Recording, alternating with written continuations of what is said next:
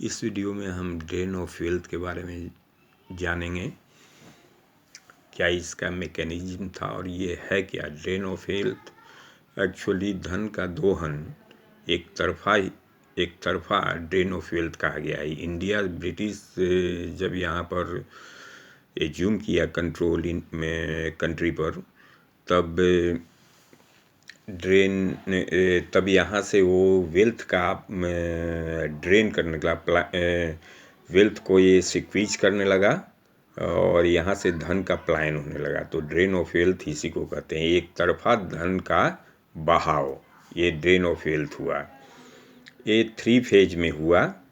ये first phase में तो ट्रेडिंग, चूँकि ब्रिटिश ईस्ट इंडिया कंपनी एक ट्रेडिंग कंपनी थी, तो इसका ट्रेड करना ही इसका मुख्य पेशा था। लेकिन उससे पहले जब ये 1600 ईस्वी में जब इसको चार्टर्ड किया ब्रिटिश गवर्नमेंट, उसके बाद जब ये इंडिया में आई तो यहाँ से यहाँ के नवाब से या जो भी ज़मींदार थे या मर्चेंट थे, उनसे ये फॉर्चून्स अपना एक्सट्रैक्ट करने लगा और इसको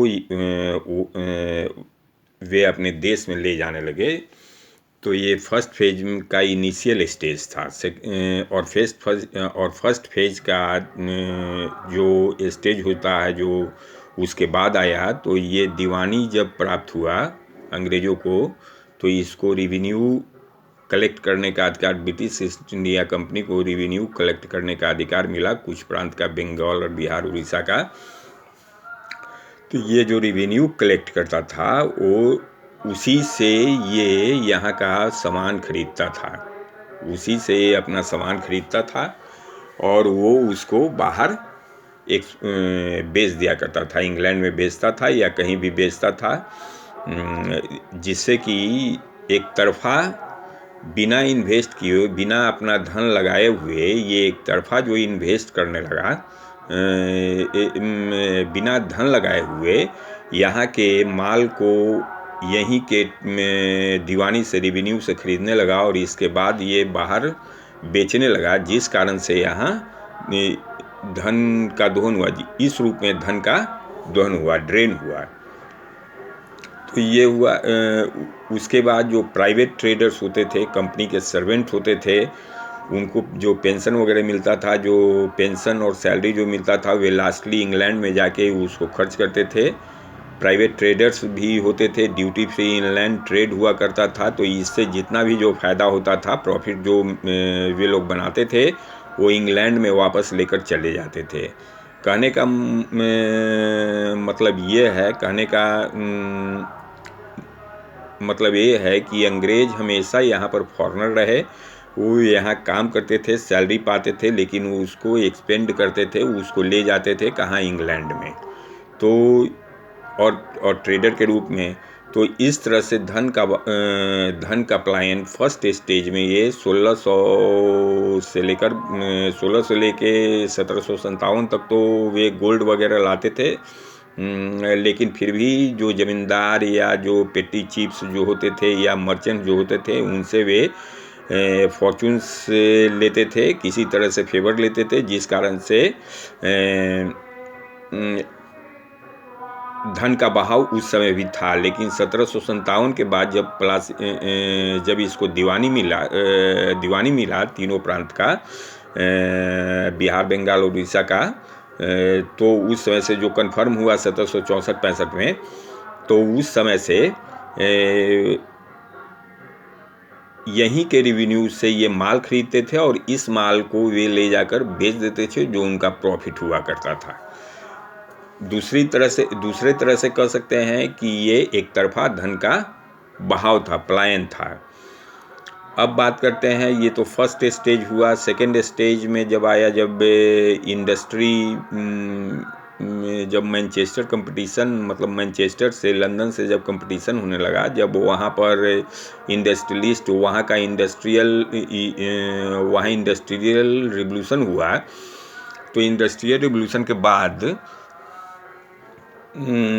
उसको अपना उसको ज़रूरत पड़ गया कि इंडिया से कच्चा माल और फूड ग्रेन से इंपोर्ट करे और अपना माल बेचे, अपना जो बनाया हुआ माल है, मशीन मेड जो गुड्स है उसको बेचे।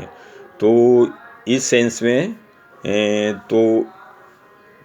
तो ये सेकेंड फेज में तो ये जो था ये हमेशा मतलब ड्रेन ऑफ वेल्थ उसी समय हो सकता था जब एक्सपोर्ट सरप्लस हुआ करता था। जब एक्सपोर्ट सरप्लस रहता मीन्स कि एक्सपोर्ट सरप्लस में तभी ये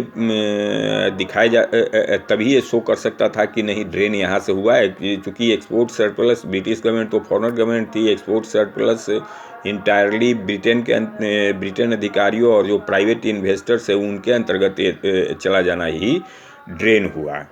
तो ये बेसिकली ये सेकेंड फेज में हुआ। सेकेंड फेज में 1757 से लेके 1857 तक करीब ये फेज रहा कि यहाँ से कच्चा माल और फूड ग्रेन से यहाँ से एक्सपोर्ट होने लगा और बाहर से सस्ते दाम वाला बाहर से मशीन में गुड्स इंपोर्ट होने लगे। तो एक्सपोर्ट हमेशा सरप्लस रहता था। तो सरप्लस रहता था तो और जो सरप्लस जो रहता था वो चला जाता था इसके इंग्लैंड में। तो इस तरह से सेकेंड फेज में ड्रेन ऑफ वेल्थ हुआ। थर्ड फेज फाइनेंस कैपिटलिज्म का है, जिसमें ब्रिटिश मैनेजिंग एजेंसी जो होता है या एक्सचेंज बैंक होता है उसके द्वारा ये धन का बहाव होने लगा। तो अब हम देखेंगे कि कैसे ये तीनों फेज में ये तीनों फेज में कैसे इन तीनों का इंटरलॉकिंग था। एक फेज में जो धन का बहाव था, एक फेज में जो धन के बहाव का रूप था, drain of the form of जो रूप था, वो दूसरे स्टेज में परिवर्तन तो हुआ। वो दूसरा स्टेज जब आया जब उसमें परिवर्तन तो हुआ लेकिन उसकी समाप्ति नहीं हुई। तो इस तरह से ओवरलैपिंग हुआ। ओवरलैपिंग में मतलब तीनों कैरेक्टरिस्टिक्स मीन्स कि प्राइवेट ट्रेडर एक ट्रेडिंग कॉरपोरेशन के रूप में जब ईस्ट इंडिया कंपनी काम कर रही थी, उसके बाद जब ब्रिटिश गवर्नमेंट का जब यहाँ पर पावर जब आया, और तीसरा में जब फाइनेंस कैपिटलिज्म का जब पावर आया, जब फाइनेंस कैपिटलिज्म जब यहाँ पर प्रिवेल किया, तो ये तीनों फेज में अलग अलग तरह से धन का बहाव होने लगा। अब हम देखेंगे कि कंपोनेंट्स इसके क्या क्या थे। तो फर्स्ट पेज में तो हुआ कि प्लंडर फ्रॉम बंगाल हुआ, ड्यूटी फ्री इनलैंड ट्रेड हुआ, उसके बाद सरप्लस फ्रॉम दीवानी। ये सब यहाँ पर यहाँ के माल को ख़रीदने में सरप्लस फ्रॉम दीवानी, तो यहाँ के माल को ख़रीदने में मतलब कि यहाँ से माल ख़रीदता था और उसको बेच दिया करता था, एक तरफा बहाव हो गया। और प्लंडर फ्रॉम बंगाल हुआ कि ज़मींदार और छोटे बड़े जितने भी मर्चेंट वगैरह थे उनसे वे मतलब फिरौती, एक तरह से कहा जाए फिरौती वसूल करते थे, तो वो हुआ। ड्यूटी फ्री इनलैंड ट्रेड हुआ, मतलब उनको किसी तरह का कोई देना नहीं पड़ता था, कोई ड्यूटी नहीं देना पड़ता था, तो इस तरह से प्रॉफिट उनको होता था। और लास्ट में वे क्या करते थे कि लास्ट में अपने देश चले जाते थे। तो इस तरह से एक तरफ तो और ये देश चले जाते थे, और दूसरी बात कि एक्सपोर्ट सरप्लस उस समय रहा करता था। और वे जब देश चले गए तो यही ये ड्रेन ऑफ वेल्थ हुआ फर्स्ट फेज में। जब लंदन से जब कंपटीशन आया, जब मैनचेस्टर कंपटीशन जब हुआ, जब इंडस्ट्रियल रिवोल्यूशन जब हुआ, तो इनके पास रेमिटेंस प्रॉब्लम हो गया। ईस्ट इंडिया कंपनी के पास रेमिटेंस प्रॉब्लम हो गया अपने ऑफिसर, स्वाभाविक है, अपने ऑफिशियल को देने के लिए। और जो यहाँ प्राइवेट ट्रेडिंग जो प्राइवेट ट्रेड करते थे उसके लिए उसके प्रॉफिट के लिए इसके पास एक प्रॉब्लम हो गया, रेमिटेंस प्रॉब्लम। मतलब रेमिटेंस प्रॉब्लम हुआ, जिसको ये सोल्व किया इंडिगो और टी का प्लांटेशन करके और कॉफ़ी का प्लांटेशन करके। और उसके बाद ओपियम ओपियम को का भी प्लांटेशन हुआ और उसको ये चाइना के मार्केट में बेचा जाने लगा। तो इस तरह से इसका रेमिटेंस प्रॉब्लम तो सॉल्व हो गया। लेकिन ये जो रेमिटेंस प्रॉब्लम सॉल्व हुआ, ये फिर भी अगेन फिर ये बैक टू इंग्लैंड चला जाता था। ये इस तरह से ड्रेन ऑफ वेल्थ का ये फर्स्ट फेज था। और ये मतलब यूनिलैटरल ट्रांसफ़र ऑफ फंड, एक constant unilateral transfer of fund, that means कि रिमिटेंस प्रॉब्लम में कॉन्स्टेंट फैक्टर था इसके ये ड्रेन ऑफ इसके राज्य को मेंटेन करने में, ब्रिटिश गवर्नमेंट को मेंटेन करने में ये एक कांस्टेंट प्रॉब्लम था। अदरवाइज उनका कोई इंटरेस्ट नहीं होता कि वे भारत पर रूल करते इतना दिन तक। तो सेकेंड फेज में क्या हुआ कि ईस्ट इंडिया कंपनी का जो ईस्ट इंडिया कंपनी थी, तो ईस्ट इंडिया कंपनी थी, इसके डायरेक्टर थे, इसका लंदन एस्टेब्लिशमेंट था, और जो डिविडेंड और जो शेयर होल्डर जो इसके थे उसको डिविडेंड देना पड़ता था। तो इस सब के लिए पैसा चाहिए। ये पैसा यही एक्सपोर्ट जो करते थे ये, और एक्सपोर्ट जो सरप्लस होता था उससे ये देते थे। तो ये फर्स्ट फेज का। उसके बाद हो गया कि जब 1857 के बाद जब ये ब्रिटिश गवर्नमेंट का यहाँ पर जब डायरेक्ट रूल हुआ, तो कॉस्ट ऑफ सेक्रेटरी स्टाफ का जो होता है, cost of secretary India staff, मतलब जो कॉस्ट ऑफ सेक्रेटरी स्टाफ का जो इंडिया ऑफिस का जो खर्च होता था वो, उसके बाद जो डेप्ट इंग्लैंड में डेप्ट मतलब कर्जा उठाते थे। कर्जा किस लिए उठाते? तो मिलिट्री एक्सपेंशन के लिए और मिलिट्री एक्सपेंडिचर और अदर के लिए। तो ये कर्जा उठाते थे। तो इसके लिए उसके बाद हो गया कंपनी को कंपनसेशन भी देना था इनको, जब ये मतलब कंपनी के शेयर होल्डर को कंपनसेशन भी देना था इनको, ये ब्रिटिश गवर्नमेंट को। तो ये उसके बाद पेंशन हो गया। स्टोर जो मिलिट्री स्टोर जो होता था ऑफिशियल में, जैसे जो काम काज करने के लिए स्टोर होता था, या मिलिट्री स्टोर जो होता था, वो सब जब परचेज होता था तो वो सब इंग्लैंड में ही ये करते थे। उसके बाद ये सारा काम ये इंग्लैंड में करते थे। पेंशन फिर उसके बाद हुआ। पेंशन तो डायरेक्टली भेज दिया करते थे, लास्ट में वो भी तो इंग्लैंड में ही उसको ये मिला था। उसके बाद कॉस्ट ऑफ आर्मी ट्रेनिंग का कॉस्ट के लिए ट्रांसपोर्ट हो गया। उसके बाद कैंपन आउटसाइड इंडिया हो गया, तो जो कि चार्ज किया जाता था ये इंडियन गवर्नमेंट के रेवेन्यू पर।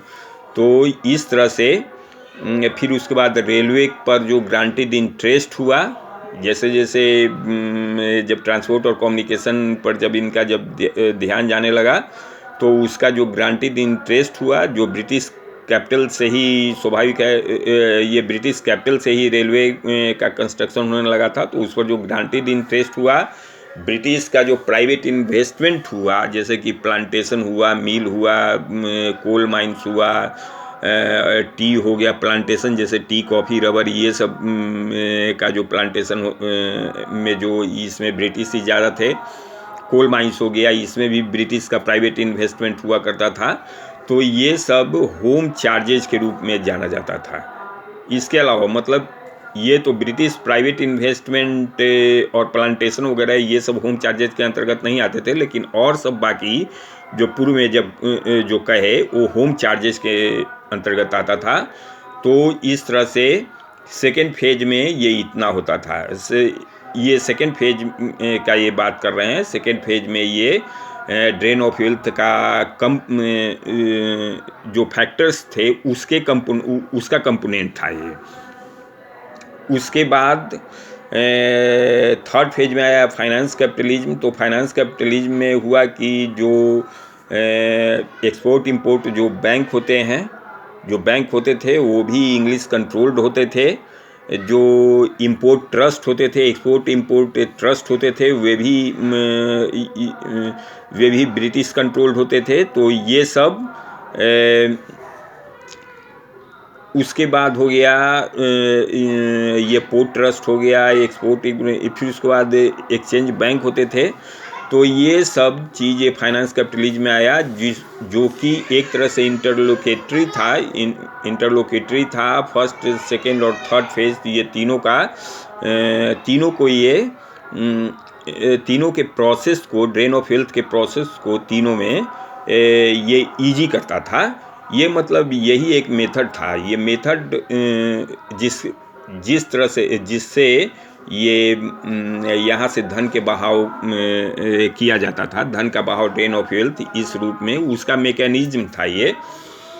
तो इस तरह से ये remittance of profits on British capital invested in railway, plantation, ये सब इंडस्ट्री बताई दी है कि ये सब में इसका होता था, जिसके कारण ये दिया जाता था। ये मतलब कि यहाँ से ड्रेन ऑफ वेल्थ होता था। ये सब कंपोनेंट था और फैक्टर थे जो ड्रेन ऑफ वेल्थ में। अब है कि इसका मैकेनिज्म क्या था, कैसे किया जाता था। तो सपोज तो ये मैकेनिज्म था कि सबसे पहले तो ये कहना चाहेंगे कि ये जो ड्रेन ऑफ वेल्थ है, ये पोटेंशियल इन्वेस्टमेंट सरप्लस रहता है इंडिया के लिए। पोटेंशियल इन्वेस्टमेंट, ये पोटेंशियल जो सरप्लस, जो ड्रेन ऑफ वेल्थ था, ये पोटेंशियल ये सरप्लस रहता इन्वेस्टमेंट इन इंडिया में इन्वेस्ट करने के लिए, ताकि यहाँ तरक्की हो सके। तो ये एक तरफा बहाव इस तरह से देश को बहुत ही, इकोनॉमी को बहुत ही क्षति पहुँचाया। हालांकि जो ब्रिटिश हिस्टोरियन थे ये इसको नकारे हैं कि इस तरह का कोई ये नहीं था, लेकिन इकोनॉमी के एस्पेक्ट यही था कि इसका पोटेंशियली इसका यूज इंडियन, मतलब इंडिजिनस कैपिटलिस्ट डेवलपमेंट के लिए इसका किया जा सकता था। और इससे हम आंकड़ा लगा सकते हैं कि 2% जो ब्रिटिश नेशनल जो इनकम होता था, वो 2% British national income drain of wealth से पूरा होता था। इंडिया के ड्रेन ऑफ वेल्थ से ब्रिटिश इनकम का 2% पूरा होता था। और समझ जाइए, इससे अंदाज़ा लगा सकते हैं कि 7% इंडस्ट्री और एग्रीकल्चर पर ब्रिटिश गवर्नमेंट अपने देश में स्पेंड करती थी। तो ये ड्रेन ऑफ वेल्थ सही में एक क्रूशियल और क्रिटिकल प्रॉब्लम था इंडियन सेंस में, जिससे कि इसका मेन कि जो ड्रेन ऑफ वेल्थ हुआ वो यहाँ के प्रॉपरली, यहाँ से इंडिजिनस, मतलब यहीं का सरप्लस रहता। और ये भी कहते हैं कि ड्रेन ऑफ वेल्थ जो यहाँ इन्वेस्ट करती थी ब्रिटिश गवर्नमेंट, उसके बदले में ब्रिटिश गवर्नमेंट कुछ नहीं पाती है। यहाँ से जो ले जाती है, यदि मान लिया जाए कि ड्रेन ऑफ वेल्थ होता ही है एक तरफ, तो वो कहती थी कि ड्रेन ऑफ वेल्थ, तो इस तरह का कोई कंसेप्शन नहीं राइज हुआ है इंडियन कंटेक्स्ट में। लेकिन यदि हुआ ही है तो उस सेंस में यहाँ पर सिविल, मतलब यहाँ पर लॉ एंड ऑर्डर मेंटेन करने में और भी बहुत यहाँ पर जो काम कार्य होता है, सरकारी काम कार्य चलाने में, तो इससे गुड गवर्नेंस देने में, यहाँ के कैपिटलिस्ट डेवलपमेंट को बढ़ावा देने में, तो इससे ये फायदा होता था। चूँकि इनका एक पक्ष ये भी था कि ब्रिटिश कैपिटल जितना आराम से मिल जाया करता था इंडिया में, जितना कम इंटरेस्ट लंदन में मिल जाता था, जितना कम इंटरेस्ट पर, उतना उस समय के इंडिया में, उस समय के भारत में ये पॉसिबल नहीं था कि उतना कम इंटरेस्ट पर ये मिल जाए, इंटरेस्ट पर उतना लोन मिल जाए। तो इस तरह से ये इंडिया के लिए फेवरेबल था। लेकिन ये भी कहा जा सकता है कि जो ये रेज करता था, जो इंडियन लोन, जो बाहर डेप्ट जो बाहर रेज करता था ये, तो उसको प्रोबेबली यदि इंडियन से ही लेते, यदि इंटरेस्ट इंडियन को ही देते, तो भारत में ही वो संपत्ति रहती, जिससे कि इंडस्ट्रियल डेवलपमेंट किया जा सकता था, इंडस्ट्रियल रेमिफिकेशन किया जा सकता था। तो ड्रेन ऑफ वेल्थ का ये बेसिक थीम है इंडियन हिस्ट्री में। और इसका मैकेनिज्म हुआ करता था कि सेक्रेटरी ऑफ स्टेट, एक तरफ सेक्रेटरी ऑफ स्टेट और एक तरफ इंडियन गवर्नमेंट, जो कि रेवेन्यू, इंडियन रेवेन्यू पर ये डिपेंडेंट था। तो secretary of state bill draw करती थी, काउंसिल बिल ड्रॉ करती थी, इंडियन गवर्नमेंट पर। ये किसके लिए? ये जितना भी जो होम चार्जेस के बारे में बोले, वो होम चार्जेस की पूर्ति के लिए बिल तो करती थी पर्पसली कि जो वुड बी परचेजर्स हैं इंडियन गुड्स का, उनसे ये उनको देती थी स्टर्लिंग के बदले में। लेकिन उसका और वो स्टर्लिंग के बदले में काउंसिल बिल देती थी, और काउंसिल बिल फिर उसके बाद इंडिया में वही खरीदते थे, सामान खरीदते थे रूपी के बदले में, जो कि इंडियन गवर्नमेंट जो देती थी। इंडियन गवर्नमेंट से वो रूपी के बदले में इंडियन गवर्नमेंट, इंडियन जो बैंक देते वो रूपी के बदले में चेंज करते थे इंडियन गवर्नमेंट के द्वारा। और इंडियन गवर्नमेंट करती थी कि जो उसको आया तो उससे जो बिल ड्रॉ कर रहा है सेक्रेटरी ऑफ स्टेट, तो जनरली तो उसके हिस्से में जाएगा जितना वो बिल ड्रॉ कर रहा है। तो होम चार्जेज जो इसका हुआ करता था, इंडियन गवर्नमेंट का जो होम चार्जेज हुआ करता था, वो पे हुआ करता था कहाँ? इंग्लैंड में। कहाँ? Secretary of state council of bill के द्वारा। और स्टर्लिंग यहाँ से चेंज होता था, डायग्राम तो इस समय नहीं बता सकते हैं, लेकिन स्टर्लिंग जो होता था, स्टर्लिंग को ये फिर कन्वर्ट करते थे। ये ब्रिटिश एक्सचेंज बैंक जो एक्सपोर्ट इंपोर्ट जो होता है, वो कंट्रोल कर जो होता है, वो यहाँ पर ये रुपी से एक्सचेंज करता था, और यहाँ और वहाँ पर ले जाके जो ब्रिटिश ओन्ड जो ब्रिटिश में एस्टेब्लिश थे, जो ब्रिटिश ओन्ड इंडियन जो ब्रांच थे एक्सपोर्ट एक्सचेंज बैंक, तो ब्रिटिश में ले जाके उसको पाउंड से बदलते थे। तो इस तरह से ये धन का दोहन का मैकेनिज्म था। विशेष नेक्स्ट वीडियो में इस वीडियो को लाइक करें और सब्सक्राइब करें। Thank you.